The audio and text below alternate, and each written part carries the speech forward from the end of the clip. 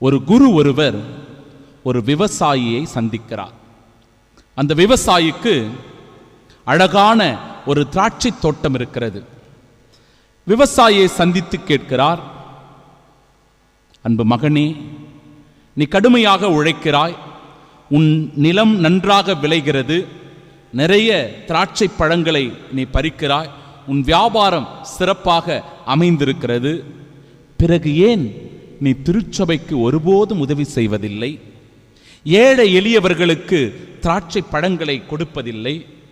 உன் அருகில் இருக்கின்ற குடும்பங்களோடு எதையும் நீ பகிர்ந்து கொள்வதில்லை, ஏன் மகனே என்று கேட்கிறார்.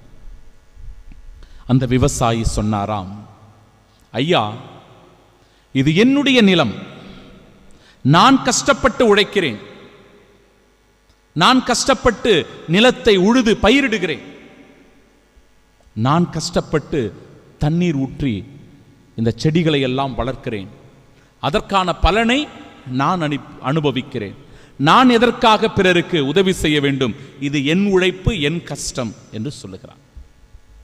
அப்பொழுது அந்த குருவானவர் அந்த விவசாயியை பார்த்து சொன்னாராம், உண்மைதான், உன் உழைப்பு, உன் நிலம், உன் கஷ்டம், உன் கஷ்டத்திற்கேற்ற பலனை நீ பெறுகிறாய், சந்தேகமில்லை. ஆனால் வெயில் அடிக்கிறதே, இது யாருடையது? மழை பொழிகிறதே, அந்த மழை யாருடையது?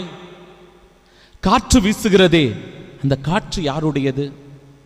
இது எல்லாமும் உன் நிலத்திற்கு, உன் செடிக்கு அவசியமாக இருக்கிறது அல்லவா?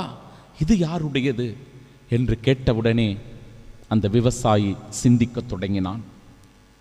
அதன் பிறகு மனம் மாறி திருச்சபைக்கும் ஏழை எளியவர்களுக்கும் உடன் வாழ்கிற பிற சகோதர சகோதரிகளுக்கும் உதவி செய்யக்கூடிய நல்ல மனிதனாக மாறினான்.